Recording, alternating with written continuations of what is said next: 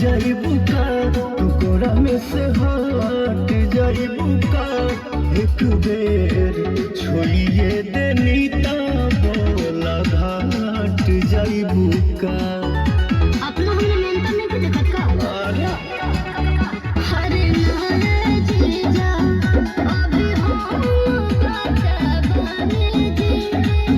कुछ गड़बड़ न करे उमरिया के काचा बने जी ढेर जाने